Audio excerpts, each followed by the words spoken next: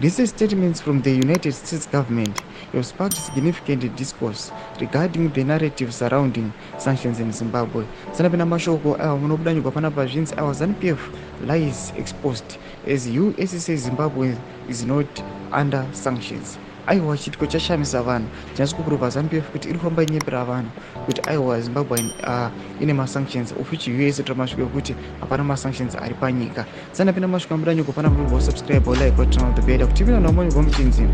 In a direct response to inquiries about the status of sanctions against the country, the Biden administration clarified that Zimbabwe as a nation is not under sanctions. In a recent question and answer session, the US Embassy in Harare emphasized, does the US have sanctions on Zimbabwe and its people?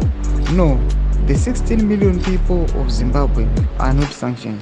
This statement starkly contrasts the claims often made by the Zimbabwe National Union Patriotic Front, ZANU-PF, which has historically blamed Western sanctions for the country's economic challenges.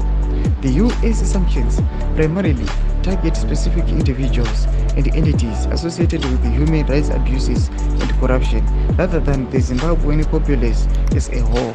The embassy further clarified that the targeted sanctions are meant to hold accountable those who undermine democratic processes and violate human rights. This is well said muri Zimbabwe. Mazvinzura mega kuti panapa ku-US embassy kwakanovhurwa hombe vakomana vanomirira America nyika yeZimbabwe vatiramasvika kuti aiwa nyika yeZimbabwe ndakana sanction 1, nyika yeZimbabwe 60 million people havana kana masanctions ari pama-entities ne just a small number of people inezikana kuti ino-undermina kana ku-violata ma-human rights and the rule of law. Tudze mafungiro emoti kudi pamusoro pechiti pechipinda comment section medu, subscribe, like, and turn on the bell icon.